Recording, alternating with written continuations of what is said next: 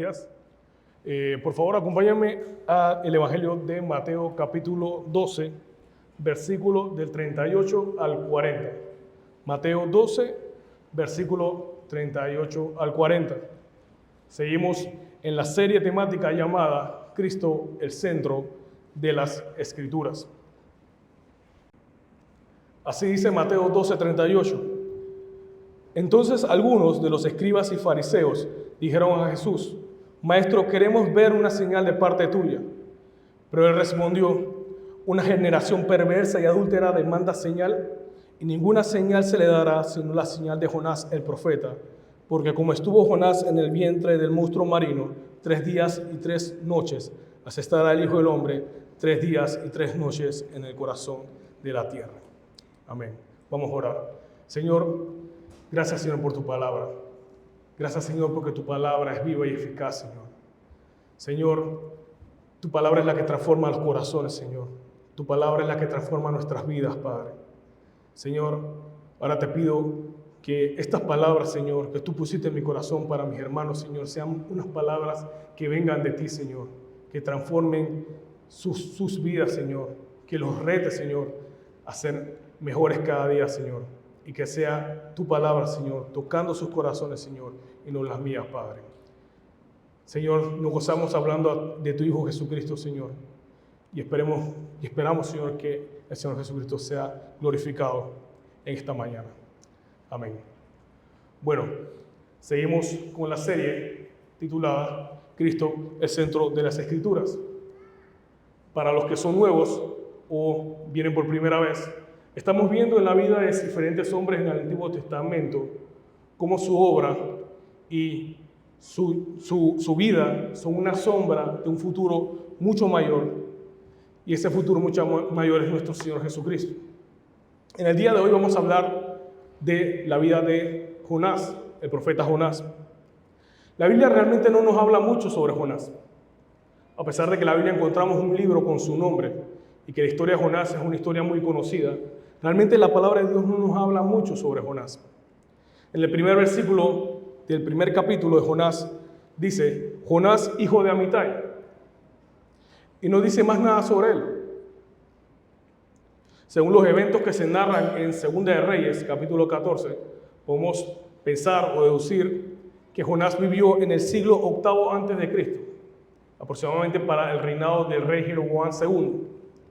Esto para poder ver un contexto histórico de quién era Jonás. Un aspecto particular que tiene el mismo libro de Jonás es que tiene unas características que no tiene ningún otro libro profético. Y es que como tal en el libro de Jonás no encontramos ninguna profecía. En el libro de Jonás no encontramos ninguna profecía como sucede en el libro de Isaías, como sucede en el libro de Jeremías o en el libro de Ezequiel.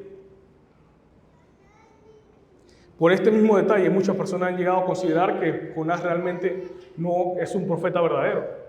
O incluso han llegado a concluir que el libro de Jonás realmente no es un libro histórico o es realmente una parábola. Pero a pesar de que el Señor como tal en el libro de Jonás no nos da un mensaje verbal, el Señor nos da una profecía verbal. A través de la vida de Jonás el Señor nos da un gran mensaje. Nos da una gran enseñanza sobre la misericordia y la bondad de Dios.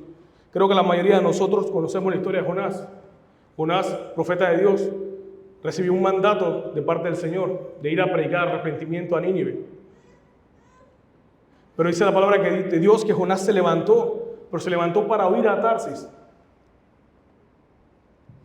lo más lejos posible de Nínive. Se subió a un barco. En medio del barco hubo una tormenta. Por sugerencia del mismo Jonás, él les dijo a los marineros que estaban aterrados que lo arrojaran al mar, que lo arrojaran a él al mar. En ese mismo momento la tormenta cesó, inmediatamente cesó. Y en ese momento un gran pez, un monstruo marino, como lo podemos leer en la palabra de Dios, se comió a Jonás. Y Jonás estuvo 3 días y 3 noches dentro del vientre de este gran pez. Pasados los 3 días y 3 noches, el Señor en su gracia y soberanía permitió que Jonás saliera de ese gran pez. Y Jonás se dirigió a Nínive y en Nínive predicó el arrepentimiento que el Señor le había mandado. Y el pueblo de Nínive se arrepintió. Creo que esa es la mayoría esta es la historia de Jonás que a todos nos han contado en la escuela dominical. Esta es la historia de Jonás que todos nos conocemos. Pero realmente la historia de Jonás habla de algo más que el acontecimiento de Jonás y el gran pez. Esta historia no nos habla solamente de la desobediencia de un profeta. Nos habla de un profeta que estaba molesto con la idea de que Dios fuera un Dios misericordioso y compasivo. Mire, Nínive era una ciudad de Asiria. Lo que vendría siendo el territorio de Asiria ahora mismo es lo que vendría siendo Irak, Irán y Turquía. Nínive se encontraba en esta región, en esta área, se encontraba la ciudad de Nínive. Se piensa que Asiria era un imperio, era una región que aterrorizó el Medio Oriente. Y se piensa también que en Nínive se hacían cosas realmente terribles, realmente brutales. Los ninivitas eran personas que hacían cosas realmente horrorosas. Pero en la historia de Jonás vemos algo, vemos que Jonás no realmente estaba preocupado porque el pueblo de Nínive se arrepintiera. Mi hermano, Jonás quería ver a Nínive hecha cenizas. Jonás quería ver a ese Dios de justicia, quería ver a ese Dios de ira, ese Dios santo, ejercer su autoridad sobre ese pueblo malo. Pero Jonás presenció todo lo contrario. Más adelante lo vamos a leer, pero realmente lo que molestó a Jonás era esa característica que el mismo Señor habló de él mismo en el libro de Éxodo. Éxodo capítulo 34. El Señor habló de él mismo. El Señor es Señor Dios compasivo y clemente, lento para la ira y abundante en misericordia y verdad, que guarda misericordia a millares, el que perdona la iniquidad, la transgresión y el pecado. La historia de Jonás no es la historia de un profeta desobediente y que después hizo caso y el pueblo se arrepintió. La historia de Jonás es una historia de un profeta que su religiosidad no le permitía, no le hacía entender que Dios fuera capaz de perdonar a un pueblo como el de Nínive. ¿Acaso nosotros no somos exactamente igual a Jonás? Dejo esta pregunta en el aire porque más adelante lo vamos a hablar, lo vamos a ver. Ahora, esta serie se llama Cristo, el centro de las Escrituras. Y a pesar de lo sorprendente que parezca, Jonás es un tipo de Cristo. Recordemos que un tipo de Cristo es algo o alguien que simboliza o representa de una manera anticipada a la persona y a la obra de Cristo en el Antiguo Testamento. Pero para poder entender a Jonás como un tipo de Cristo, primero tenemos que entender cuál era la labor, la obra de un profeta en el Antiguo Testamento. Por lo cual eso es lo que me gustaría comenzar este mensaje viendo cuál era exactamente la labor de un profeta en el Antiguo Testamento. En la actualidad nosotros los cristianos tenemos una mala y distorsionada idea de qué es un profeta. Nosotros tenemos la idea, hablamos de profeta o profecía como hablar de eventos futuros. Está relacionado con predecir o hablar de antemano de un evento que sucederá en el futuro. Y esto es una interpretación bastante incorrecta sobre el fenómeno profético en el Antiguo Testamento. Este error nos ha llevado a tener malas interpretaciones en la Biblia sobre algunas profecías y nos ha llevado a errores tan graves como son el sinnúmero de profetas que encontramos hoy en la actualidad. Profetas que engañan a las personas diciendo pacta con Dios, el Señor me ha dicho, el Señor me ha revelado. Mire, la imagen del profeta en el Antiguo Testamento comenzó con Moisés. Tuvo una imagen preponderante y predominante a través del profeta Samuel. Y terminó con profetas que no solamente hablaron la palabra de Dios, sino que la dejaron por escrito, como lo son el profeta Jeremías, Isaías, Ezequiel. Y Jonás forma parte de estos profetas. Un ejemplo, y me gustaría que lo veamos, un ejemplo de cuál era la labor de un profeta, lo encontramos en el llamado de uno de los profetas más famosos que existe, el profeta Isaías. En el capítulo 6, el profeta Isaías tiene la oportunidad de ver el trono de Dios, ve al Señor sentado en un trono alto y sublime, dice la palabra.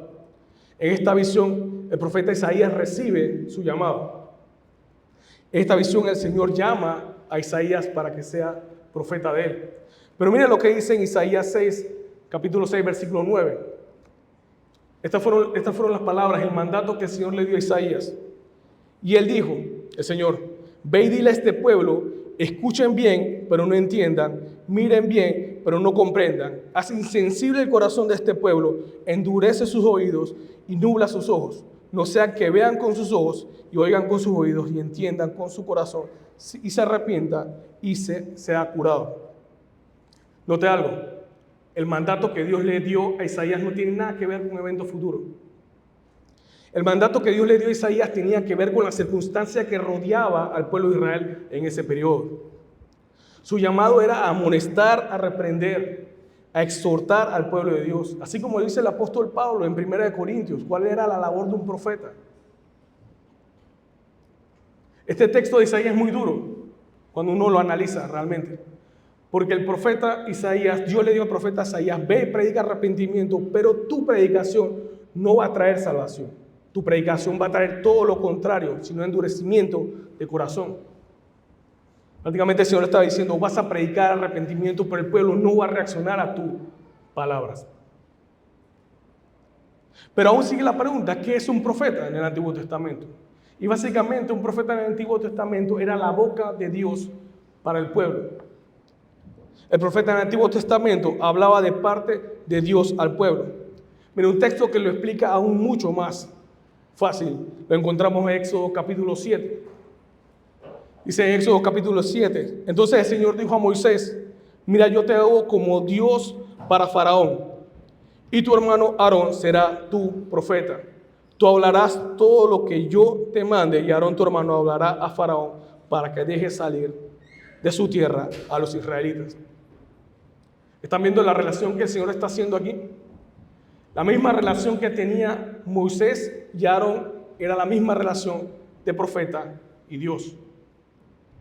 Moisés era el profeta de Dios y Aarón era el profeta de Moisés. La función del profeta era transmitir el mensaje de Dios al pueblo y en este caso Jonás a un pueblo pagano.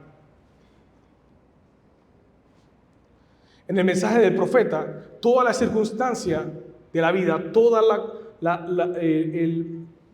las situaciones sociales, económicas, políticas que rodeaban al profeta, eran lo que realmente estaba relacionado realmente con el profeta. En la tarea de ser profeta, realmente toda la vida del profeta estaba involucrada en su mensaje. Para la mayoría de los casos, también la vida del profeta realmente era un mensaje. La misma vida del profeta era un mensaje de parte de Dios para el pueblo, así como sucedió con el profeta Oseas, que si no tiene la oportunidad de leerlo, por favor, lea la vida y el libro del profeta Oseas. A veces nosotros normalmente tenemos la idea de que el profeta era un ermitaño, un indigente que se encontraba en una montaña y que de tanto en tanto bajaba para dar una profecía como iluminado y hablar del futuro. Pero no, el profeta era una persona que realmente entendía lo que estaba pasando en la sociedad. El profeta entendía las circunstancias que rodeaba al pueblo, entendía las situaciones y el pecado del pueblo. Pero el profeta tenía una capacidad también de entender la ley de Dios. Y era entendiendo la ley de Dios y entendiendo las circunstancias que vivía el pueblo, que cuando se hacía esa unión de estos dos factores, era que salía el mensaje profético. Un mensaje de amonestación, un mensaje de reprensión, un mensaje de exhortación. Y también en este mensaje salían promesas y también profecías futuras. Esta es realmente la labor de un profeta. Ahora, me gustaría que veamos la vida o la labor de un profeta y veamos principalmente cómo fue la circunstancia que rodeaba a Jonás en ese momento. Entonces vamos a hablar del libro de Jonás. El libro de Jonás se puede dividir en dos relatos. Dos relatos que cuando uno los mira son prácticamente tan similares que pueden ser paralelos. Para darle una explicación, el capítulo 1 y capítulo 2 de Jonás podemos encontrar que Jonás recibe una palabra de parte de Dios, un mandato de parte de Dios. Podemos encontrar también que Jonás desobedece al Señor. También podemos ver que Jonás tiene un encuentro con un grupo de paganos que actúan mucho mejor que él. Y por último, Dios le enseña a Jonás su soberanía y su gracia a través del gran pez. Pero asimismo, como lo podemos ver, estos mismos puntos en el capítulo 1 y capítulo 2, estos mismos puntos los podemos ver en el capítulo 3 y 4. Jonás otra vez, en el capítulo 3 y 4, Jonás otra vez recibe un mandato del Señor.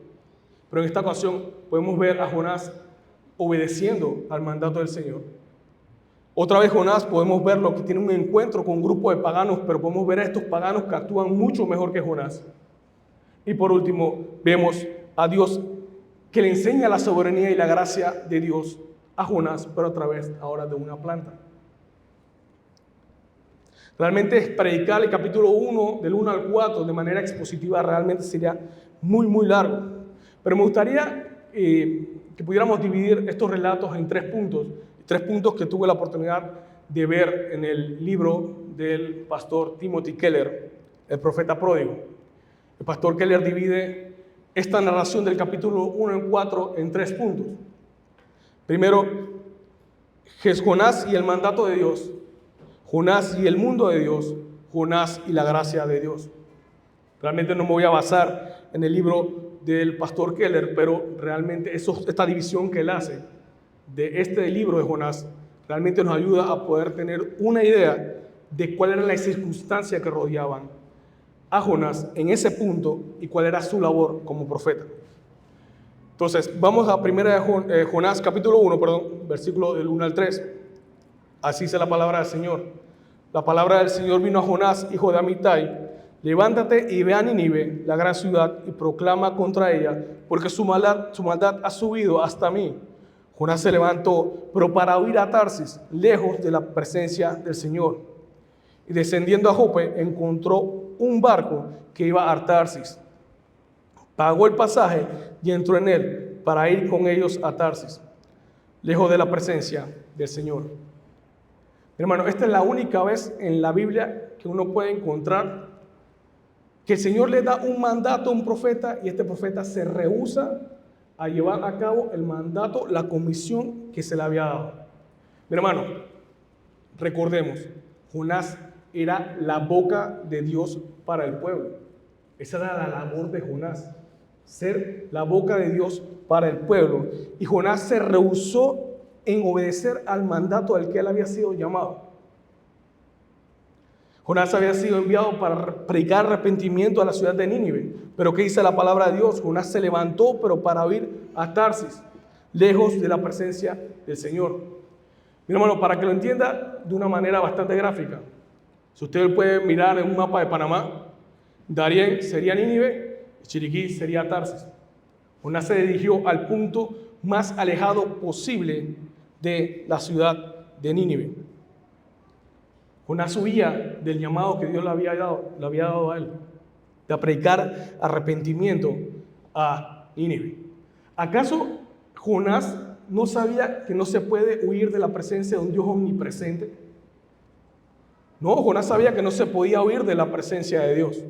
Jonás estaba huyendo de Jerusalén, que era la ciudad de Dios, porque ahí moraba la casa de Dios. Jonás huía de servir al Señor, huía de ser la boca de Dios para el pueblo de Nínive. Esa era la razón por la cual Jonás huía. ¿Acaso Jonás tenía miedo de lo que podían hacer los ninivitas? ¿O había algo que limitara a Jonás que lo hiciera no ir a Nínive? No, Jonás no le tenía miedo a lo que podían hacer los ninivitas. Jonás tenía miedo de la reacción de Dios al arrepentimiento de ese pueblo. Y no es hasta el capítulo 4, el versículo 2 del libro de Jonás que el Señor nos dice, o Jonás nos dice, cuál fue la razón o el motivo por el cual él huyó a Tarsis. Dice la palabra de Dios, Jonás 4, versículo 2, lloró al Señor: Señor, ¿no era esto lo que yo decía cuando aún estaba en mi tierra? Por eso me anticipé a huir a Tarsis, porque yo sabía que tú eres un Dios clemente y compasivo, lento para la ira y rico en misericordia, y que te arrepientes del mal anunciado. Hermano, lo acabamos de leer. Son las mismas palabras que el Señor anunció, pronunció de Él mismo en el libro de Éxodo. Jonás no era capaz de entender que Dios fuera capaz de perdonar a un pueblo gentil, pagano y perverso como lo era la nación de Nínive. Mira, hermano, lo acabamos de ver también antes. Jonás era un profeta de Dios. Jonás entendía la ley de Dios. Jonás sabía que existía una promesa en el cual el descendiente de Abraham, en el cual el Señor prometió a Abraham que por medio de sus descendientes serían benditas todas las naciones de la tierra. Hermano, el pueblo de Israel fue un pueblo que fue escogido, fue separado para el Señor, para ser un ejemplo a las naciones. Jonás, como parte del pueblo de Israel, formaba parte de un pueblo que fue escogido para ser representante de Dios a las naciones. Pero al parecer, Jonás se olvidó que a través del pueblo de Israel serían benditas todas las naciones de la tierra. Y muchas veces nosotros nos creemos superiores a hombres como Jonás. Pero si realmente nos analizáramos todos los días, diariamente, nos daríamos cuenta que somos muy parecidos a ellos. Recuerdo que en la iglesia donde yo me encontraba antes, la iglesia donde crecí cuando era joven, era una iglesia donde normalmente se hacían muchas dramatizaciones, muchas obras de teatro. Y me acuerdo que en el momento de la selección de los papeles, todos querían hacer el papel de Jesús, todos querían ser David, José, Moisés, con su barba y su vara. Y usted veía a los hermanos peleándose por estos papeles, pero nadie peleaba por el papel de Satanás. Nadie peleaba por el papel del endemoniado o de un fariseo. Yo una vez fui fariseo. Fui el fariseo más joven que existió en ese pueblo de Israel. Nadie quiere ser el papel del faraón de Egipto. Nadie quiere ser el papel de un egipcio que azota al esclavo israelita. Aunque estos hermanos que usaban estos papeles disfrutaban mucho ese papel, cosas de la iglesia. Pero muchas veces nosotros no nos gusta vernos en la vida de estos hombres, no nos gusta vernos en la vida de hombres que cometieron graves errores delante de Dios. No nos gusta vernos en la vida de hombres que deshonraron a Dios cuando realmente somos tan parecidos. ¿Cuántas veces nosotros no decimos? El Señor te dice, te pone en tu corazón, predica el evangelio a esta persona que está ahí. Ah, no, es que tengo vergüenza. ¿Y si me rechaza? O de repente, una persona que te haya hecho algo muy malo y el Señor te dice, predícale. No, Señor, Él me hizo algo muy malo, por mí que se pierda. O de repente, esta persona habló mal de Jesús, no merece que el Señor lo perdone. Porque en el mundo hay personas así, hay de todo tipo, hay personas que hablan muy mal de Jesús. He tenido la oportunidad de escuchar. O de repente algún momento de ira, decir alguna locura como Dios quiera que este no sea escogido. Muchas veces somos y hemos sido como Jonás, porque nosotros tenemos una gran comisión de predicar el evangelio a las naciones. En cambio, nos gusta ver que el Señor ejerza su juicio y su ira cuando se nos olvida la misericordia y la gracia que hemos recibido de Él. Hermano, mire, gracias a Dios, y Jonás lo dijo en el capítulo 2, versículo 9, gracias a Dios que la salvación es del Señor. Porque si dependiera de nosotros, seríamos jueces que tuviéramos la vida de las personas en nuestras manos, agarrados como hilos, esperando el momento perfecto para cortarlo y acabar con esta persona de una manera eterna, con la frialdad más grande posible. Gracias a Dios que la salvación es del Señor. Jonás tuvo una comisión de ir a predicar arrepentimiento a Nínive, y usted y yo tenemos una gran comisión de predicar el evangelio a las naciones. Jonás huyó a Tarsis. Muchas veces muchos de nosotros huimos del mandato que el Señor nos ha dado. Somos muy parecidos. Somos muy parecidos.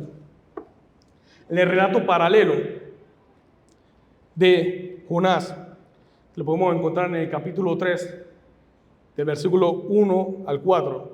El Señor, después del arrepentimiento de Jonás y después de orar dentro del gran pez, Jonás, el Señor en su soberanía y su gracia permite que Jonás salga del gran pez. Y la palabra de Dios vino por segunda vez a Jonás. Pero esta vez Jonás obedeció al Señor. Pero mire lo que dice la palabra de Dios. Jonás capítulo 3, versículo 4. Entonces Jonás comenzó a recorrer la ciudad camino de un día y proclamaba: dentro de 40 días Nínive será arrasada. Si bien esto no es el mensaje más misericordioso que se ha escuchado alguna vez en la historia, y realmente logra el objetivo que el Señor quería con el pueblo de Nínive. Al parecer, Jonás no veía necesario explicar por qué razón Dios iba a destruir esta nación. Ya era sobreentendido que esta nación era pecaminosa, que esta nación era una nación perversa y terrible.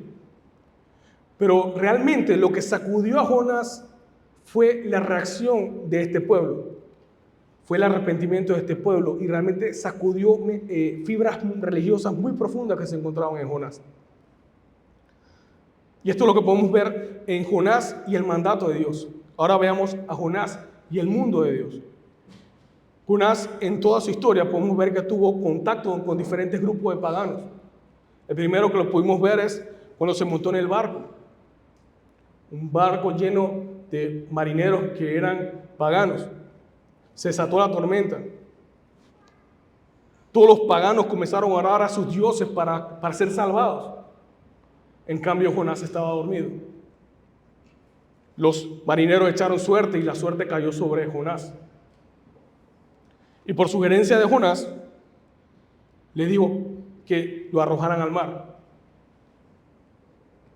Y cuando lo arrojaron al mar, inmediatamente la tormenta cesó.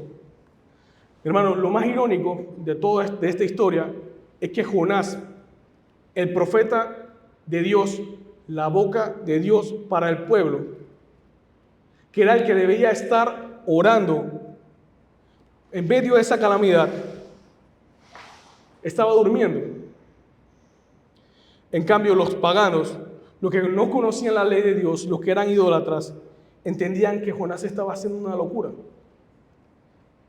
Estas fueron las palabras que le dijeron los paganos, los marineros a Jonás: ¿qué es esto que has hecho? ¿Cómo era posible que un pagano, en medio de esa tormenta, en medio de esa calamidad, entendía que ese momento no era para estar durmiendo, sino para estar clamando a Dios? Ellos clamaron a sus dioses y el capitán del barco le dijo a Jonás: levántate, invoca a tu Dios, quizás tu Dios piense en nosotros y no pereceremos. Los marineros echaron suerte y la suerte cayó sobre Jonás. Y miren las palabras o el cuestionamiento que le hacen los marineros a Jonás: decláranos ahora por causa de quién nos ha venido esta calamidad. ¿Qué oficio tienes? ¿De dónde vienes? ¿Y cuál es tu tierra? ¿Y de qué pueblo eres? Mi hermano, la respuesta de Jonás debió ser tan humillante. Porque Jonás respondió: soy hebreo y temo al Señor, Dios del cielo, que hizo el mar y la tierra. Mi hermano, estas palabras de Jonás debieron sonar huecas cuando uno lo ve a la luz o lo relaciona con las acciones de Jonás anteriores a este acontecimiento.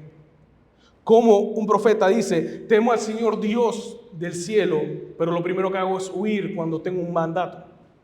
Cuando me fue llamado a predicar arrepentimiento a Nínive y huyo de él. ¿Cómo es eso de temo al Señor? Y esa palabra que podemos ver que hizo el cielo, el mar y la tierra, nos da a entender que Jonás entendía que lo que estaba pasando en ese barco era por su desobediencia. Jonás sabía que la calamidad que ellos estaban viviendo en ese barco era por la desobediencia de Jonás. En el relato paralelo, que es el que encontramos en el capítulo 3, Jonás se levanta después de predicar el arrepentimiento a Nínive. En este relato podemos ver que Jonás otra vez se comportó como si él fuera el pagano. Véalo así: Nínive, la ciudad pagana, al escuchar el mensaje de parte de Jonás, el pueblo se arrepiente y el rey de Nínive proclama ayuno para todo el pueblo y los animales. Esta fue la respuesta del pueblo de Nínive a la predicación de Jonás.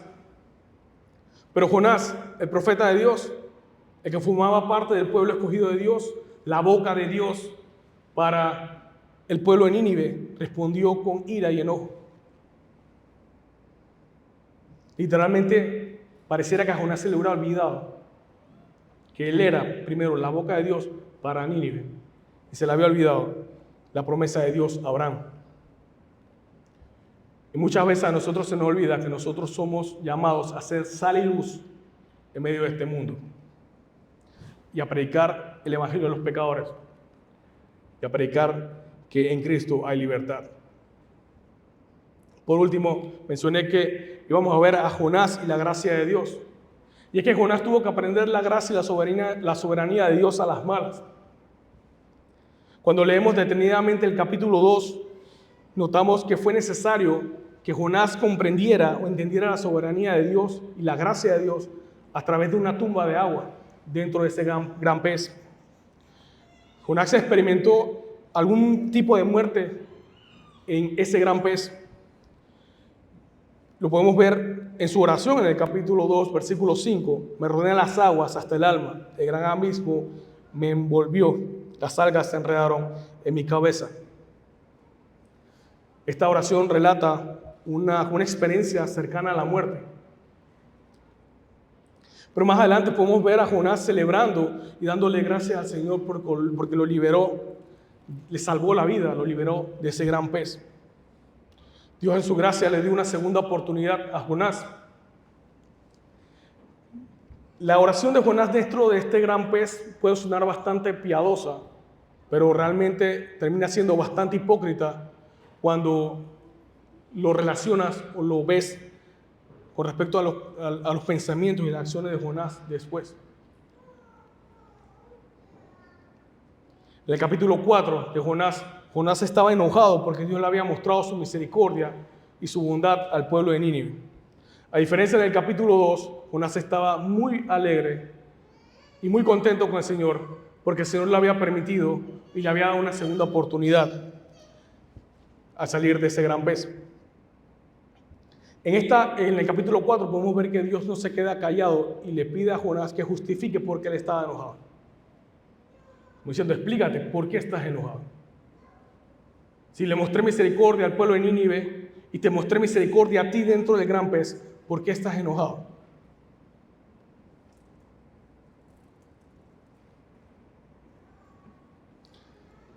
Jonás, molesto, sale de la ciudad de Nínive y afuera de la ciudad de Nínive se sienta a lo lejos para ver lo que iba a suceder en la ciudad. Pero el Señor le vuelve a mostrar misericordia a Jonás otra vez, pero a través de una planta. Había un calor insoportable y el Señor permitió que una planta creciera y se pusiera encima de él. Y vemos a Jonás agradecido. Gracias, Señor, porque me pusiste una palmera, no sé qué tipo de planta era. Porque me estás protegiendo del sol, Señor. Pero aún sigo molesto porque tú muestras tu misericordia y tu compasión al pueblo de Nínive. El Señor le permite a Jonás tener esa palmera, pero dice la palabra de Dios que en una noche el Señor secó esa planta y permitió que un viento caliente sofocara a Jonás. Incluso si uno lo lee, Jonás dice en ese texto que deseaba morir de la sensación que tenía. Ahora Jonás estaba molesto porque el Señor le había quitado lo que él tanto deseaba. El Señor le volvió a decir a Jonás, justifícate, ¿por qué razón estás molesto si tú no hiciste nada para que esta planta creciera? Si esta planta creció una noche y murió una noche, ¿qué contigo? Las últimas palabras del Señor a Jonás tenían el motivo de hacer entender a Jonás la incoherencia de sus acciones. Jonás estaba más preocupado por sí mismo que por toda una nación. Jonás estaba más preocupado por una planta que la vida de una ciudad entera. La vida de Jonás tiene realmente mucho que enseñar, principalmente a nosotros como iglesia. Hay mucho que se puede aplicar de la vida de Jonás en cada uno de nosotros. Como lo mencioné antes, nosotros fuimos llamados a predicar el Evangelio a las naciones, a predicar el arrepentimiento a los pecadores. Pero normalmente nos gusta más ver que el Señor ejerza juicio, justicia, ira, y se nos olvida la misericordia y la bondad que hemos recibido de Él. Pero creo que profundizar en la historia de Jonás queda para otro mensaje. Ahora, ¿cómo Cristo es un mejor Jonás? ¿Cómo Cristo es un Jonás mucho más grande y verdadero? Eso es lo que quiero intentar que podamos ver en este corto tiempo que nos queda. Para entender a Cristo o ver a Cristo en Jonás, tenemos que comenzar diciendo que Jesús es nuestro profeta, pero no es un simple profeta. Jesús es el más grande y mejor profeta. El pastor Carlos habló sobre esto en su mensaje sobre Moisés. Se lo recomiendo que lo escuchen. Creo que realmente el pastor Carlos profundiza de una manera bastante significativa en Cristo como profeta. Hoy vamos a ver a Cristo como profeta, pero de otra manera. Cuando nosotros hablamos de Cristo como profeta, no lo estamos viendo desde la visión que tienen los musulmanes o los judíos en la actualidad sobre Jesús. Jesús como el Hijo de Dios, como el Mesías Salvador, para los creyentes, es un mucho mejor profeta, no solamente porque nos habló de parte de Dios, no solamente es porque nos mostró al Padre, sino porque Jesús es la palabra de Dios encarnada. Recordemos lo que dijo el autor de Hebreos. Dios, habiendo hablado hace mucho tiempo, en muchas ocasiones y de muchas maneras, a los padres por los profetas, en los últimos días nos ha hablado por su Hijo. Mi hermano, Jesús es la culminación de la revelación escrita. Ya no hay más nada que escribir. Jesús es la máxima revelación de Dios. Ya no hay más nada que revelar. Por lo cual, si usted va a una iglesia donde la persona que está predicando está diciendo, hoy le traigo una revelación nueva de parte de Dios, ahí sí como Jonás, huya. Porque no hay más nada que revelar. Jesús es el verbo encarnado, es la palabra personal y exhaustiva del Padre. De modo que Jesús es la palabra absoluta y definitiva del Señor. Me gusta mucho como lo dice el pastor Samuel Pérez Millos. Pastor dice esto de Jesús. Jesús es el mensajero que es mensaje en sí mismo y recibe el nombre Hijo. Mi hermano, Jesús, el Señor no solamente nos habló a través de Jesús, nos habló de manera total, concluyente a través de Jesús. El domingo pasado pudimos ver a Jesús como rey, a Cristo como rey. Y hoy estamos viendo a Cristo como profeta. O estamos viendo otra vez a Cristo como profeta. Como lo mencioné el pastor Carlos, ya mencionó el oficio de Cristo como un profeta. Cristo como nuestro mediador es nuestro profeta, nuestro sacerdote y nuestro rey. Cristo como profeta habla a los hombres en nombre de Dios. Como sacerdote intercede ante Dios en nombre de los hombres. Y como rey ejerce su dominio, restaura el dominio original del que el hombre tenía en el Génesis. Ahora, me gustaría que hagamos algo. Me gustaría que podamos ver esos 3 puntos que vimos en Jonás, lo podamos ver en Jesús. Veamos a Jesús y el mandato de Dios. Veamos primero Jesús y la gracia de Dios. Y terminaremos viendo Jesús y el mundo de Dios. A lo largo de todo el Nuevo Testamento, podemos ver muy claramente la obediencia de Dios, de Cristo, al mandato de Dios. Así dijo el apóstol Pablo. Allá pues en ustedes esta actitud que hubo también en Cristo. El apóstol Pablo animando a los filipenses a que esa misma actitud que hubo en Cristo estuviera en ellos. Allá pues en ustedes esta actitud que hubo también en Cristo Jesús, el cual, aunque existía en forma de Dios, no consideró el ser igual a Dios como algo a que aferrarse, sino que se despojó a sí mismo, tomando forma de siervo, haciéndose semejante a los hombres. Y hallándose en forma de hombre, se humilló él mismo, haciéndose obediente hasta la muerte y muerte de cruz. Este texto nos deja muy claro la obediencia del Señor Jesús. Dice el apóstol Pablo que fue obediente hasta la muerte. Y quiero dejar algo claro aquí. Estoy seguro que el apóstol Pablo no lo mencionó de esta manera cuando lo escribió. Pero muchas veces nosotros tendemos a ver la obediencia de Cristo únicamente en su sacrificio en la cruz. Pero realmente esta visión de Cristo y su obediencia es bastante corta, porque realmente toda la vida de Cristo, como lo mencioné antes, toda la vida del profeta era un mensaje de parte de Dios. Toda la vida de Cristo, desde su nacimiento hasta su muerte, fue una vida de entrega, de sacrificio, de negarse a sí mismo y una ofrenda presentada delante de Dios. Veamos algunos textos bastante rápido. En el Evangelio de Juan, el Señor Jesús dijo: yo te glorifico en la tierra, habiendo terminado la obra que me diste que hiciera. También en el Evangelio de Juan encontramos palabras de Jesús como: y aquel que me envió está conmigo, no me ha dejado solo, porque yo siempre hago lo que le agrada. En el Evangelio de Mateo leemos: Padre mío, si es posible, que pase de mí esta copa, pero que no sea como yo quiera, sino como tú quieras. Oh Padre mío, si esta copa no puede pasar sin que yo la beba, hágase tu voluntad.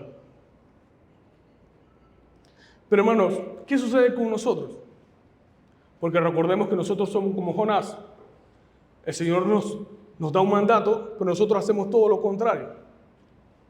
Bueno, para comenzar, la obediencia de Cristo debe ser un ejemplo para cada uno de nosotros para vivir una vida en obediencia delante del Señor. Pero la obediencia de Cristo también es una garantía de que somos justificados por medio de Él. Que esa obediencia de Cristo, esa vida de entrega y servicio del Señor es imputada a cada uno de nosotros a través de Cristo Jesús. Entonces pudimos ver a Cristo y el mandato de Dios. Cristo obedeciendo al Señor en todo. Ahora veamos Cristo y la gracia de Dios. Y es que a diferencia de Jonás, Cristo no vino a entender la gracia de Dios. Cristo vino a entregarnos, a darnos gracia. Y gracia que sobreabunde. El Evangelio de Juan dice en Juan 1:14: el Verbo se hizo carne y habitó entre nosotros. Y vimos su gloria, gloria como del unigénito del Padre, lleno de gracia y verdad. Gracia y verdad. No sé si usted se acuerda de qué era lo que le molestaba a Jonás. Que Dios fuera un Dios compasivo y clemente, lento para la ira y abundante en misericordia y verdad. Cuando el apóstol Juan menciona gracia y verdad, está haciendo una mención a esa misericordia del pacto en el Antiguo Testamento. Estas son intercambiables realmente estas palabras. Misericordia y verdad se traduce también como gracia y verdad. Mi hermano, Jesús, el Hijo de Dios, la palabra de Dios hecha carne, manifestó por completo el carácter de Dios. Un carácter lleno de gracia y verdad. Asimismo, sigue diciendo el apóstol Juan: pues de su plenitud todo hemos recibido, y gracia sobre gracia. Porque la ley fue dada por medio de Moisés, y la gracia y la verdad fue hecha realidad por medio de Jesucristo. Hermano, en Cristo nosotros recibimos una gracia inagotable, incluso mucho mayor que las que se demostró en el antiguo pacto. La superioridad de esta gracia se ve en que la ley fue dada a través de Moisés, pero la gracia y la verdad llegaron por medio de Jesucristo. Esa gracia y verdad, esa gracia, misericordia y verdad aún está disponible para todo aquel que crea en Cristo como el enviado del Padre para el perdón de nuestros pecados. Toda persona que está aquí, que ha sentido que el Señor la ha estado llamando, que el Señor lo ha estado atrayendo hacia Él. Mi hermano, solamente tienes que arrepentirte de tus pecados y creer que Cristo fue ese Cordero perfecto que fue enviado, inmolado por nuestros pecados. Y esa misma gracia que se le mostró a Nínive, esa misma gracia y misericordia que se le mostró a Nínive, se te va a mostrar a ti de una manera sobreabundante. Ese es el mensaje del Evangelio. Esa es la esperanza de cada uno de nosotros. Y por último, veamos a Jesús y el mundo de Dios. Jesús actuó de una manera completamente diferente a la de Jonás. Jonás esperaba que fuera una persona misericordiosa y que mostrara su gracia al pueblo de Nínive. Pero no fue así. En cambio, nosotros en la vida de Jesús podemos ver desde siempre que Jesús se relacionaba con pecadores, con personas que violaban la ley de Dios. Pero surge la pregunta, ¿realmente cuál era la misión de Jesús cuando vino a este mundo? ¿Cuál era la misión de Él? Y creo que esta respuesta se puede responder de una manera bastante sencilla en la historia de Zaqueo. Creo que todo el mundo conoce la historia de Zaqueo. Jesús se encontraba en Jericó. Zaqueo quería conocer a Cristo. Zaqueo se subió a un árbol porque era de baja estatura. Y sin ningún contacto previo, sin ninguna relación, ningún diálogo anterior, Jesús levanta la mirada y mira a Zaqueo y les dice: Zaqueo, date prisa y desciende, porque hoy debo quedarme en tu casa. Mire lo que dice el versículo 7 de Lucas 19:7. Al ver esto, todos murmuraban: ha ido a hospedarse con un hombre pecador. Y en este punto me detengo, porque quiero que vean algo. Jesús no solamente se relacionó con pecadores y con violadores de la ley de Dios. Jesús también se relacionó con hombres así. Personas moralistas, ultra espirituales, que se creían santos y perfectos, que nunca cometían un error, como lo eran este pueblo y también los fariseos. ¿Usted logra ver el parentesco de este pueblo con Jonás? Era la misma actitud. Dios no puede ser capaz de perdonar a alguien como este pecador. Dios no puede ser capaz de perdonar un pueblo tan pecaminoso como el de Nínive. O Dios no puede ser capaz de perdonar una nación como Panamá. Pero cuán hermosas son las palabras del Señor Jesús cuando uno lee Lucas capítulo 19, versículo 10, que dice: porque el Hijo del Hombre ha venido a buscar y a salvar lo que se había perdido. Mi hermano, Jesús vino a buscar y a salvarnos cuando nosotros estábamos muertos y perdidos en nuestros pecados. Jesús no vino a salvar solamente a los hijos de la casa de Israel, sino que vino también a salvar a sus hijos que venían de los gentiles, a cada uno de nosotros los que estamos aquí. Pero el error de esta multitud, el error de los fariseos, era no entender y olvidarse de que todos nosotros hemos pecado delante de Dios. Todos nosotros necesitamos arrepentirnos de nuestros pecados. Mi hermano, todos nosotros teníamos suficientes razones para correr a los pies de nuestro Señor Jesús por su perdón. Por lo cual, los animo, hermanos, a que prediquen el Evangelio, porque allá afuera también hay personas que tienen suficiente razón para correr a los pies de nuestro Señor Jesús. Ahora, ya para concluir, sé que los que son más avispados o los que están prestando más atención dirán: este hermano es un vivo porque nunca mencionó Mateo. Nunca mencionó el texto principal del mensaje, de Mateo capítulo 12, versículo 38 al 40. Y es que realmente la explicación de este texto es muy claro, el Señor lo dejó muy claro. Jonás estuvo 3 días y 3 noches dentro de esa tumba de agua, dentro de este gran monstruo marino. Y nuestro Señor Jesús estuvo 3 días y 3 noches dentro del corazón de la tierra y resucitó al tercer día. Jonás estuvo 3 días y 3 noches dentro de ese gran pez por su desobediencia y su pecado. Y Jesús estuvo 3 días y 3 noches dentro de esa tumba por nuestra desobediencia y nuestro pecado. Pero el versículo más interesante de esta narración, de estas palabras de Jesús, se encuentra en el versículo 41 de Mateo 12, 41. Miren lo que el Señor le dice a estos fariseos y a este pueblo: los hombres de Nínive se levantarán con esta generación en el juicio. Jesús hablando a los fariseos y al pueblo de Israel que tenía al frente. Y lo condenarán porque ellos se arrepintieron con la predicación de Jonás. Y miren, algo más grande que Jonás está aquí. Esto es lo maravilloso de Jesús. Jesús, con un solo versículo, acaba de explicar todo lo que yo acabo de mencionar en 45 minutos, 50 minutos, no sé cuánto tiempo tengo de predicar. Con una sola palabra. Jonás,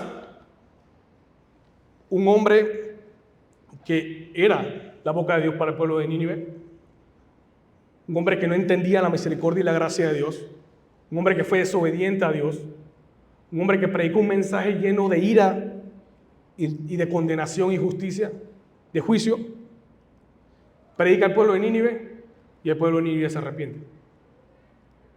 Pero este pueblo de Israel recibe, no un profeta, recibe a la palabra de Dios encarnada, a Jesús, que fue obediente en todo, que nunca pecó, que predicó un mensaje de salvación y gracia, que se relacionó con pecadores, y el pueblo no recibió su mensaje, lo rechazó.